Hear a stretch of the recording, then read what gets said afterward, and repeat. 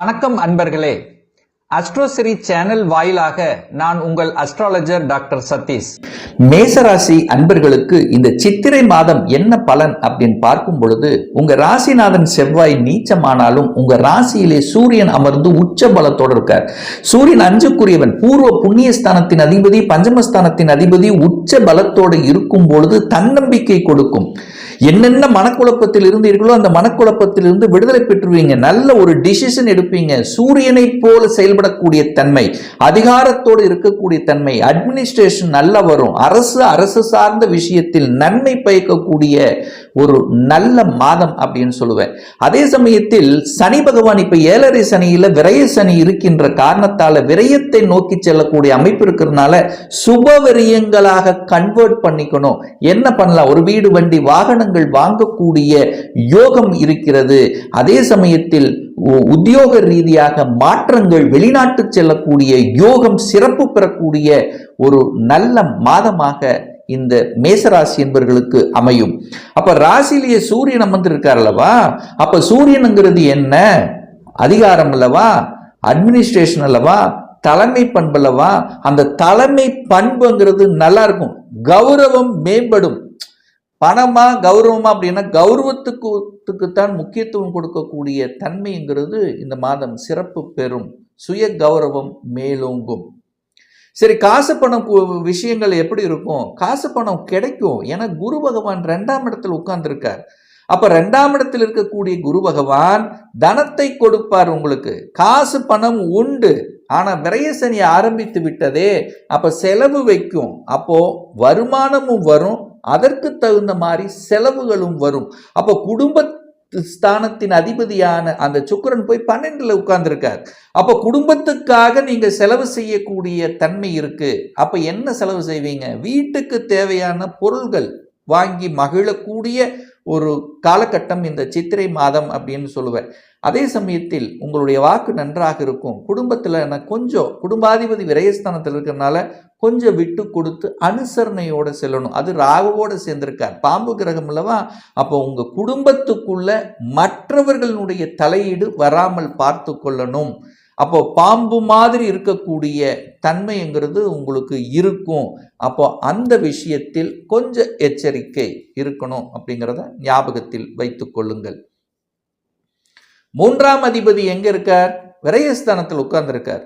So 3ஆம் அதிபதி விரயஸ்தானத்தில் இருக்கும்போது அது ராகுவோடு சேர்ந்து இருக்கும்போது என்ன பண்ணும்? அலைச்சல் திருச்சல்களை கொடுக்கும். கண்டிப்பாக அலைச்சல், சிறுதூர பிரயாணங்கள் போயிட்டு வர வேண்டி இருக்கும். அதனால உடல் சோர்வு, அலைச்சல், டென்ஷன் இது கொடுக்கும்.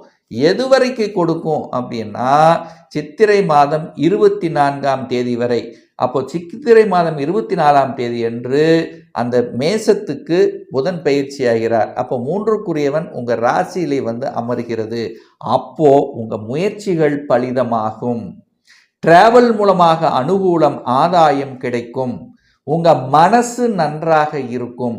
எழுத்துக்கள், அதாவது எழுத்து சம்பந்தப்பட்ட கதை, கட்டுரை சம்பந்தப்பட்ட துறையில் இருக்கின்றவர்களுக்கு அனுகூலத்தை தரும்.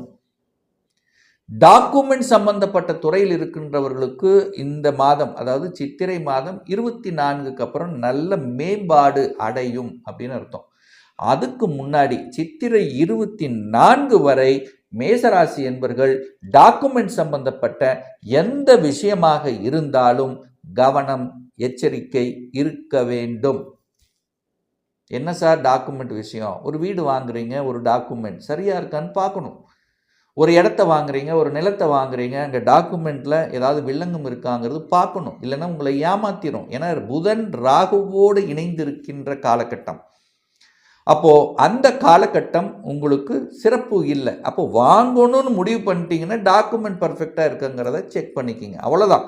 மற்றபடி வேற எந்த குறைகளையும் ஏற்படுத்த போவதில்லை. சரி, புதன் டாக்குமெண்ட் மட்டும்தானா? தகவல் தொடர்பு துறையில் இருக்கின்றவர்களுக்கும் கொஞ்சம் அலைச்சல் திருச்சல் இருக்கும். இணையம் சம்பந்தப்பட்ட விஷயங்கள், உங்கள் மெசேஜ் சம்பந்தப்பட்ட வாட்ஸ்அப்பில் வரக்கூடிய சில விஷயங்களை நீங்கள் நம்பக்கூடாது அப்படிங்கிறதையும் ஞாபகத்தில் வைத்துக் கொள்ளுங்கள். இந்த பூர்வ புண்ணிய ஸ்தானத்தின் அதிபதி, அதாவது இந்த மேசராசி என்பவர்களுக்கு யோகத்தை தரக்கூடிய ஒரு கிரகம் சூரியன், சூரிய பகவான். அதிர்ஷ்டத்தையும் யோகத்தை தரக்கூடிய ஒரு கிரகம் அல்லவா, அவர் உங்கள் ராசியிலே வந்து உட்கார்ந்துருக்கார். அப்போ ஒரு நல்ல அமைப்பில் வருடத்துக்கு ஒரு முறை சூரியன் உச்ச பலம், அது இந்த சித்திரை மாதம் நடக்க இருக்கிறது. அப்போ என்ன, அரசு விஷயங்கள் நன்மை தரும், அதிகார விஷயங்கள் நன்மை தரும், தகப்பனால் நல்லவைகள். தகப்பனுக்கு ஒரு மாதமாக சில ஆஸ்பத்திரி செலவுகள், சில விரயங்கள் கொடுத்து கொண்டிருந்த விஷயங்கள் இப்போ சரியாக போகிறது. நல்ல டாக்டர் கிடைக்கும், நல்ல ட்ரீட்மெண்ட் கிடைக்கும், தகப்பன் மூலமாக அனுகூலங்கள். தகப்பன் உங்களுக்கு ஹெல்ப் பண்ணுவார், பண விஷயமும் மற்ற எந்த விஷயத்துக்காகவும் ஹெல்ப் பண்ணக்கூடிய சந்தர்ப்பங்கள் இந்த சித்திரை மாதம் சிறப்பு பெறும் அப்படின்னு சொல்லுவேன். 5க்குரியவன் லக்னத்தில் உங்கள் ராசியில் உட்கார்ந்துருக்கார். குழந்தைகளை நினைப்பீர்கள். குழந்தைகள் உங்களுக்கு இருந்து வந்த கஷ்டங்கள், நஷ்டங்கள், கொஞ்சம் பிரிவினைகள், கொஞ்சம் பிரச்சனைகள் சரி செய்யப்படும் இந்த மாதம். புரிந்து கொள்வீர்கள். குழந்தைகள் புரிஞ்சுக்குவாங்க, அல்லது நீங்க புரிஞ்சுக்குவீங்க. என்ன, நம்ம குழந்தைங்க தான் நம்ம அப்படிங்கிற ஒரு ப்ளஸ்ஸை கொடுக்கக்கூடிய, ஒரு பாசிட்டிவ்னஸ் கொடுக்கக்கூடிய ஒரு மாதம். குழந்தைகள் நலன் சிறப்பு பெறும். குழந்தைகளால் அனுகூலம், ஆதாயம் உண்டு. குலதெய்வ அருள் உண்டு. 5ஆம் அதிபதி, 5ங்கிறது குலதெய்வம், அந்த 5ஆம் அதிபதி உங்க ராசியில வந்து உட்கார்ந்திருக்கார். அப்போ உங்களுக்கு குலதெய்வத்துக்கும் ஒரு தொடர்பு கிடைக்கும். குலதெய்வத்துக்கு சென்று வருவீர்கள். குலதெய்வ பாக்கியம், குலதெய்வ கடன்கள், அதாவது அங்கே குலதெய்வத்துக்கு செய்ய வேண்டிய அத்தனை விஷயங்களும் செய்யக்கூடிய தன்மை, போயிட்டு வரக்கூடிய தன்மை, யாத்திரைகள் செல்லக்கூடிய தன்மை, இப்படி அத்தனை விஷயங்களும் கடவுளினுடைய அனுகிரகம் கிட்டக்கூடிய ஒரு நல்ல மாதம் இந்த மேசராசி அன்பர்களுக்கு. கடன் சார்ந்த விஷயங்கள்ல கொஞ்சம் கவனமாகத்தான் இருக்கணும். ஏன்னா சனி பயிற்சி ஆகிவிட்டது. சனி பகவான் 12ஆம் இடத்துல உட்கார்ந்துருக்கார். 6ஆம் இடத்தை பார்த்து கொண்டிருக்கிறார். அங்கே கேதுவும் உட்கார்ந்துருக்கு. அப்போ என்ன, சனி கேது இணைவு ஆகுது. அப்போ கடன் கெப்பாசிட்டிக்கு மேலே போனீங்கன்னா கடனை வாங்கி கடன் கட்டுறது இப்படித்தான் போகும். அப்போ கடன் விஷயத்தில் ஒரு இக்கனா வச்சுக்கணும், ஒரு புல் ஸ்டாப் வைக்கணும். தேவையில்லாத கடன்களை தவிர்ப்பது இந்த மேசராசி என்பவர்களுக்கு சிறப்பு. ஹெல்த் விஷயத்திலும் கொஞ்சம் ஜாக்கிரதையோட செயல்படணும். உணவு கட்டுப்பாடு, நேர தூங்குறது, ஸோ இதெல்லாம் ரொம்ப முக்கியம் என்பதை மேசராசி என்பவர்கள் புரிந்து கொள்ள வேண்டும், அறிந்து கொள்ள வேண்டும். இல்லை அப்படின்னா என்ன, தொந்தரவு கொடுக்கும், ஹெல்த்தில் ட்ரபிளை கொடுக்கும். இப்போ இல்லைன்னா இப்போ நீங்கள் செய்யக்கூடிய சில விஷயங்கள் அடுத்த வருடங்கள், அடுத்த சில வருடங்களில் அது தெரியப்படுத்தக்கூடிய அமைப்பு இருக்கும். ஏன்னா இப்போ விரய சனி, அடுத்து ஜென்ம சனி வரும்போது அதனுடைய இம்பேக்ட் உங்களுக்கு நிச்சயமாக காண்பிக்கும். அதனால் ஹெல்த் விஷயத்தில் அக்கறை எடுத்துக்கொள்வது நல்லது இந்த மேசராசி என்பர்கள். திருமணம் சார்ந்த சுப காரியங்கள் நடக்குமா, அதுக்கான முயற்சி எடுப்பீங்க. இந்த சித்திரை முடிந்து வைகாசியில் அத்தனை விதமான நல்லவைகள் நடக்கக்கூடிய தன்மை அமைஞ்சிரும். ஏன் நடந்துரும் அப்படின்னா, குரு பெயர்ச்சி சித்திரை மாதம் 31ஆம் தேதி நடக்கிறது. அப்போ குரு பகவான் முயற்சி ஸ்தானத்தில் போய் உட்கார்ந்துருக்கார். அப்போ சித்திரை முடிந்தவுடன், சித்திரை 31ஆம் தேதியிலிருந்து நீங்கள் எடுக்கக்கூடிய அத்தனை முயற்சிகளும் பலிதமாகும். பாக்யாதிபதி முயற்சி ஸ்தானத்தில் அமர்ந்து கொண்டு தனது 5ஆம் பார்வையாக 7ஆம் இடமான திருமண ஸ்தானத்தை பார்க்குது.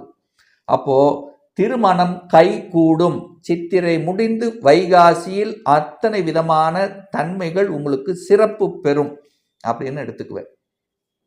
சரி, கூட்டாளிகள் விஷயம், கூட்டு தொழில் விஷயம், அதே சமயத்தில் கணக்கு வழக்கு சம்பந்தப்பட்ட விஷயங்கள், நீங்கள் யாரை மீட் பண்ணுகிறீர்களோ அவர்கள் மூலமாக அனுகூலம், ஆதாயம், இதெல்லாமே நல்லா இருக்கக்கூடிய அமைப்பு.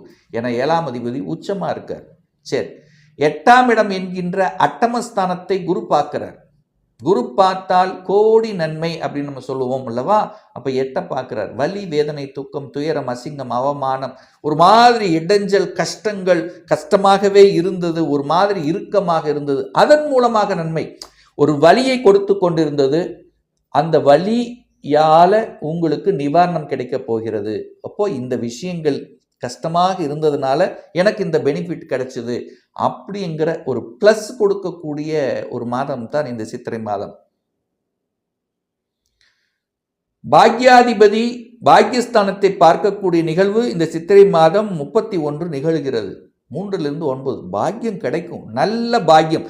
பாக்யஸ்தானத்தை குரு பார்ப்பது, தன் வீட்டை தானே பார்ப்பது அந்த வீட்டை பலப்படுத்தும் என்கின்ற அமைப்புக்கு ஏற்ப இந்த சித்திரை மாதம் 31 நல்ல நல்ல பாக்கியங்கள், எந்த பாக்கியத்துக்காக கடந்த சில வருடங்களாக உழைத்து கொண்டு அதற்கான முயற்சியில் இறங்கிக் கொண்டிருந்த இந்த மேசராசி என்பர்கள் சக்சஸ் கொடுக்கக்கூடிய நிகழ்வுங்கிறது இந்த சித்திரை மாதத்தினுடைய எண்டில் உங்களுக்கு தெரிய வரும்.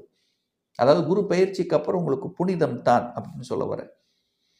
மாற்றம் மாற்றம் மாற்றம், தொழில் மாற்றம், உத்தியோக மாற்றம், ஊர் மாற்றம், இடமாற்றம், எல்லாம் மாற்றம் ஆச்சு. ஆனால் எனக்கு ஒரு ப்ரமோஷன் கிடைக்கலையே என்று எதிர்பார்த்து கொண்டிருந்த மேசராசி என்பவர்கள் ப்ரமோஷன் கொடுக்கக்கூடிய அமைப்பு இருக்கு. ஏன் இதை ஸ்ட்ராங்காக சொல்கிறேன் அப்படின்னா, 7.5 சனியில் விரய சனி. அப்போ விரயத்தை ஆகணும், எப்படியும் செலவு பண்ணணும். அப்போ வருமானம் வரணும் அல்லவா, அப்போ லாபம் வரணும் அல்லவா. லாபம் வந்தால் தான் நீங்கள் விரயம் பண்ணணும், பணம் வந்தால் தான் விரயம் பண்ணுவீங்க. ஸோ அந்த அமைப்புக்கேற்ப மேசராசி என்பவர்கள் வருமானம் வரும், லாபமும் வரும், விரயமும் உண்டாகும். அந்த விரயத்துக்கு சுபவிரைகளாக கன்வெர்ட் பண்ணுறது நல்லது.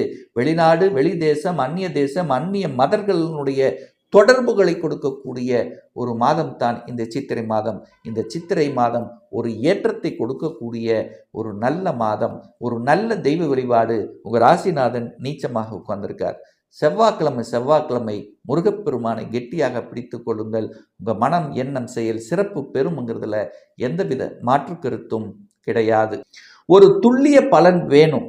அதாவது உங்கள் சுய ஜாதகத்தில் கிரகங்கள் எப்படி இருக்கிறது, என்ன ஆதிபத்தியம் பெற்றிருக்கு, எந்த டிகிரியில் இருக்கார், இப்போ நடப்பு தசாநாதன், புத்திநாதன், அந்தரநாதன், சூட்சமநாதன் எப்பேற்பட்ட நிலையில் இருக்கிறது என்பதை பொறுத்து நீங்கள் கேட்கக்கூடிய எந்த கேள்வியாக இருந்தாலும் சரி, 2025 ஒரு சொந்த தொழில் செய்யணும்னு ஆசைப்படுகிற அதற்கான கொடுப்பினை நம்முடைய ஜாதகத்தில் இருக்கா, சரி அப்படி இருக்குதுன்னா எப்போ நம்ம சொந்த தொழில் செஞ்சால் நமக்கு நன்மையை தரும், எந்த கோர்ஸ் எடுத்து படிக்கணும் என்கின்ற கொடுப்பினை நம்ம ஜாதகத்தில் இருக்கு, அப்படி எந்த கோர்ஸ் எடுத்து படித்தா நம்முடைய ஃபியூச்சர் நன்றாக இருக்கும்.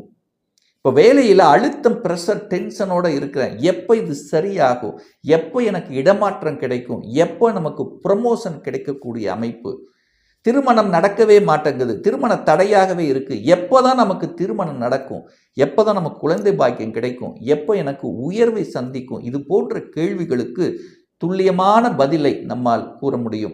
ஒரு பர்சனல் கன்சல்டேஷன் எடுத்துக்கணும், சுயஜாதகம் பார்க்கணும் என்று விருப்பமுடைய அன்பர்கள் டிஸ்பிளே தெரியக்கூடிய நம்பருக்கு வாட்ஸ்அப் மூலமாகவோ ஃபோன் கால் மூலமாகவோ தொடர்பு கொண்டு நேரடியாகவோ ஆன்லைன் மூலமாகவோ கன்சல்டேஷன் எடுத்துக்கலாம். நேரடியாக ஜாதகம் பார்க்கணும் என்று விருப்பமுடைய அன்பர்கள் நம்முடைய ஆஃபீஸ் கோயம்புத்தூரில் அமைந்துள்ளது. அதாவது கோயம்புத்தூரிலிருந்து மேட்டுப்பாளையம் செல்லும் வழியில் வெள்ளக்கிணர் பிரிவு அன்னபூர்ணா ஹோட்டலுக்கு அருகில் அமைந்துள்ளது. பிரியர் அப்பாயின்மெண்ட் வாங்கிட்டு நேரடியாக கன்சல்டேஷன் எடுத்துக்கலாம். ஆன்லைன் மூலமாகவும் நீங்கள் வாட்ஸ்அப்பில் அனுப்பிச்சு உங்கள் பெயரையும் தற்போது வசிக்கும் இடத்தை குறிப்பிட்டு ஆன்லைன் மூலமாகவும் கன்சல்டேஷன் எடுத்துக்கலாம்.